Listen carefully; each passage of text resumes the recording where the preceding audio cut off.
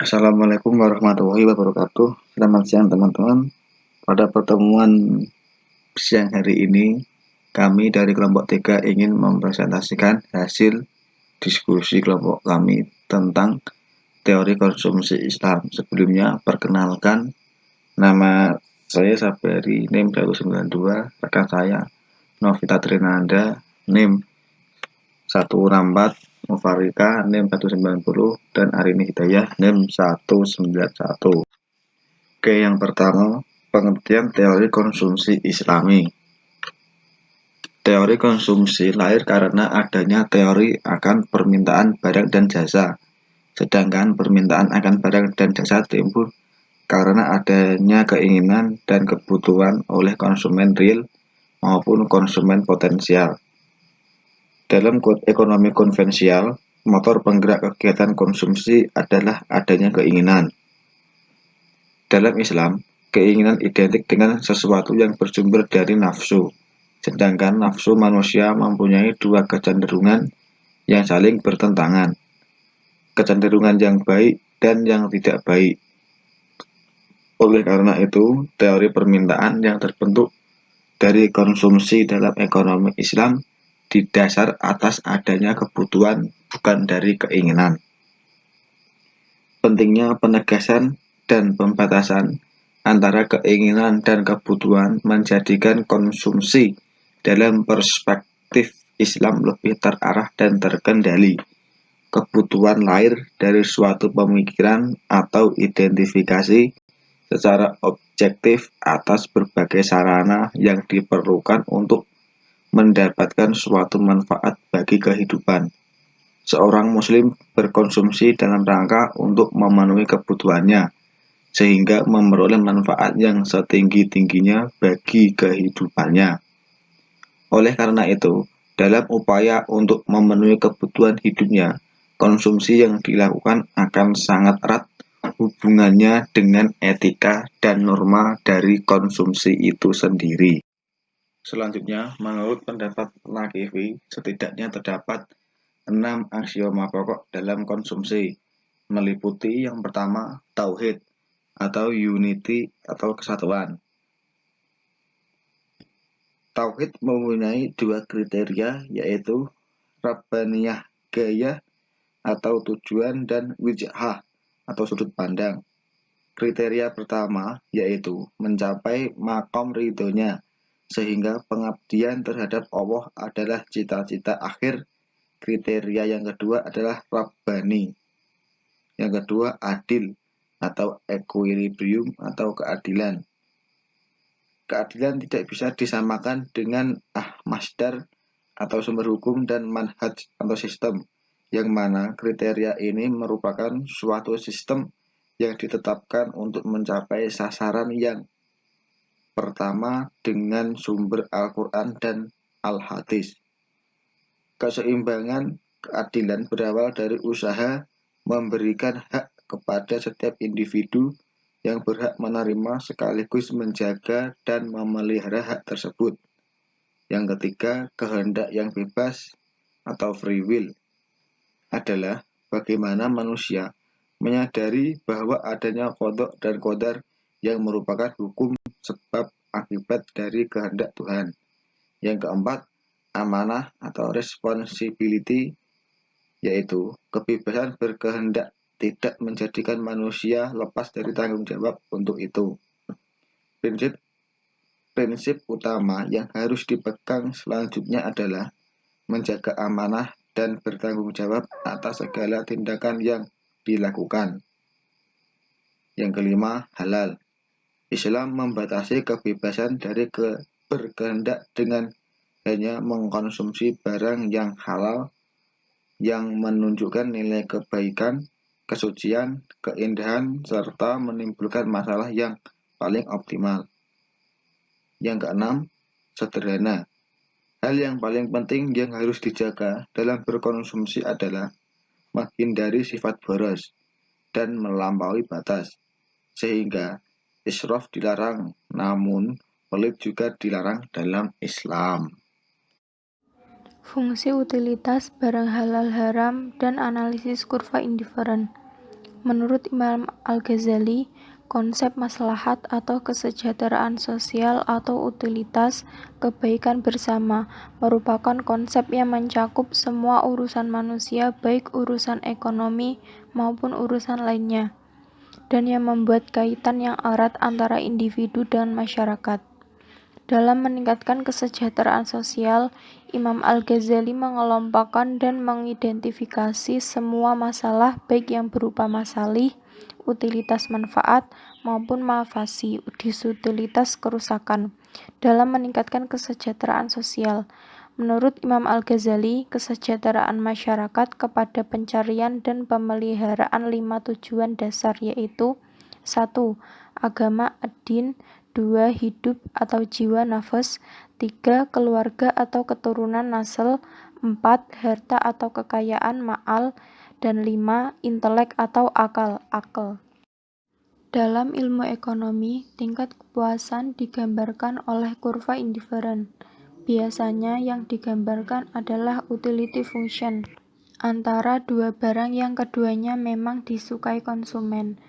Dalam membangun teori utility function, digunakan 3 aksioma pilihan rasional, yaitu 1. Completeness. Aksioma ini mengatakan bahwa setiap individu selalu dapat menentukan keadaan mana yang lebih disukainya di antara dua keadaan. Nomor 2. Transitivity.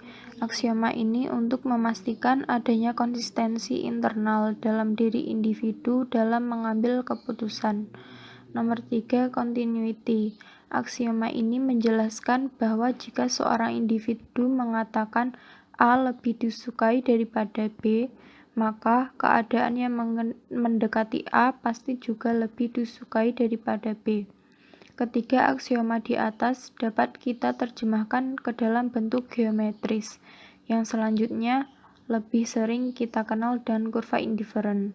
Selanjutnya kita tulis IC. IC adalah sebuah kurva yang melambangkan kombinasi dua macam komoditas yang memberikan tingkat kepuasan yang sama. Ciri-ciri kurva indiferen. 1. Berlereng atau slope negatif. Hal ini menunjukkan apabila orang ingin mengonsumsi barang X lebih banyak, maka harus mengorbankan konsumsi terhadap barang Y. 2. Cembung ke titik origin atau konveks. Derajat penggantian antara barang konsumsi semakin menurun. 3. Tidak saling berpotongan. Ini berkaitan dengan asumsi bahwa masing-masing kurva indiferen menunjukkan tingkat kepuasan sama, dengan pengertian apabila A sama dengan B dan A sama dengan C, maka otomatis C sama dengan B, padahal yang terjadi tidak demikian. 4. Semakin ke kanan menunjukkan tingkat kepuasan semakin tinggi. Untuk lebih jelasnya, perhatikan grafik di slide selanjutnya dengan keterangan sumbu X adalah barang yang disukai dan sumbu Y adalah barang lain yang disukai. Secara kombinasi, titik pada kurva indiferen yang sama memiliki tingkat kepuasan yang sama. Gambar di samping menunjukkan bahwa titik A, B, dan C berada pada tingkat indiferen yang sama, sehingga tingkat kepuasan pada titik B atau titik C yaitu pada U1, sedangkan titik D dan E memberikan tingkat kepuasan yang sama yaitu pada U2. Konsekuensi adanya aksioma konsistensi dalam pilihan konsumen, maka dalam kurva indiferen yang berbeda tidak boleh berpotongan. Jika kurva tersebut berpotongan, berarti terjadi pelanggaran terhadap aksioma utility, yaitu tidak adanya konsistensi telah terjadi. Contoh pada gambar di samping. Pada gambar di samping dijelaskan bahwa kombinasi titik S, X, dan R memberikan tingkat kepuasan yang sama, yaitu pada kurva indiferen U1. Kombinasi pada titik P, Q, dan T memberikan tingkat kepuasan yang sama, yaitu pada kurva indiferen U2. Dari kedua pernyataan di atas, bahwa titik Q berada pada kurva indiferen U1 dan U2, yang berarti tidak ada konsistensi tingkat kepuasan pada titik Q, yang berarti pula melanggar aksioma kedua dari utility. barang halal, haram, dan analisis kurva indiferen. Kesejahteraan konsumen akan meningkat jika ia mengkonsumsi lebih banyak barang yang bermanfaat atau halal dan mengurangi konsumsi barang haram. Islam menghalalkan yang baik-baik atau at-thayyibah dan mengharamkan yang buruk-buruk atau al-khabithsat. Untuk menerangkan bagaimana kurva indiferen dibentuk dari berbagai komoditas yang telah memisahkan antara halal dan haram, dari komoditas dapat kita lihat pada gambar di samping. Pada gambar di samping dijelaskan bahwa tidak semua komoditas mempunyai sifat yang sama, yakni ada yang halal dan ada yang haram. Komoditas barang halal dan haram tentu berpengaruh terhadap pelaksanaan ibadah yang berimplementasi pada pahala yang ada pada ujungnya akan berpengaruh pada kepuasan. Logikanya, barang yang dikonsumsi adalah barang yang sah dan halal dimakan akan membawa terhadap kemantapan dan kualitas ibadah.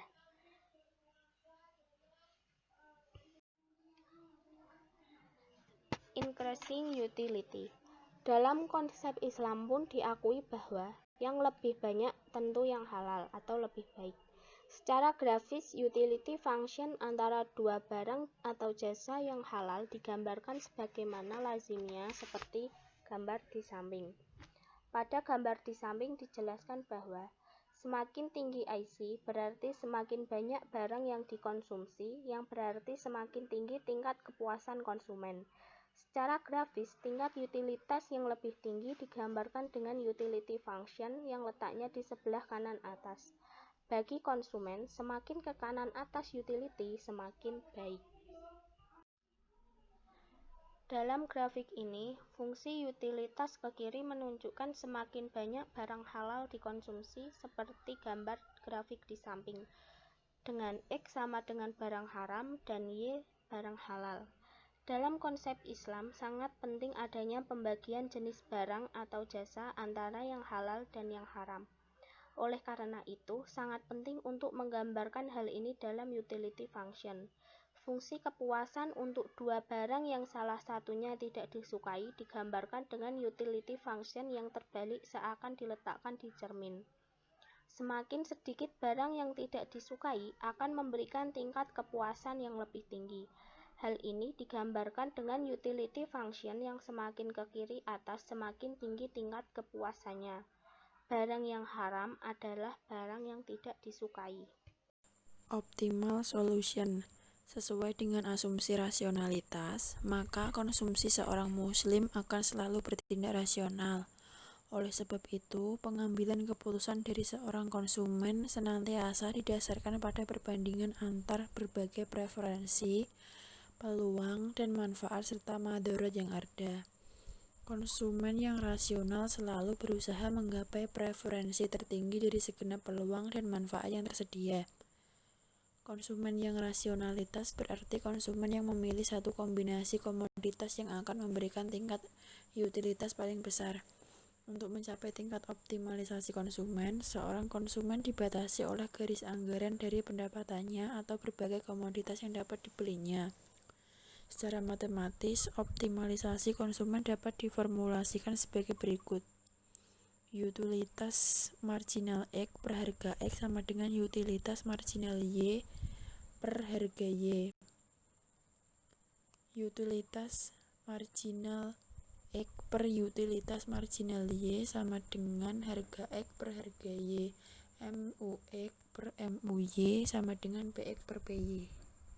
Dengan demikian, kepuasan maksimum seorang konsumen terjadi pada titik di mana terjadi persinggungan antara kurva indiferen dengan budget line.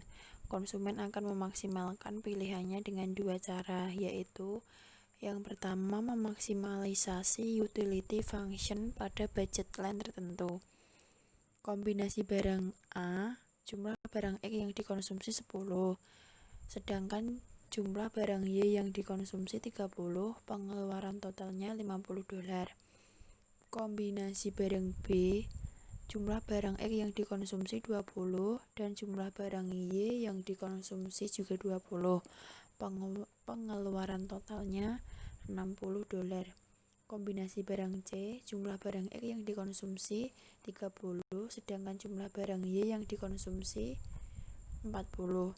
Pengeluaran totalnya $70. Yang kedua, meminimalkan budget line pada utility function tertentu. Kombinasi barang P, jumlah barang X yang dikonsumsi 50, jumlah barang Y yang dikonsumsi 20. Pengeluaran totalnya $70. Kombinasi barang Q, jumlah barang X yang dikonsumsi 50 dan jumlah barang Y yang dikonsumsi 20. Pengeluaran totalnya $60. Sekian dari kelompok kami. Apabila ada kesalahan, kami minta maaf.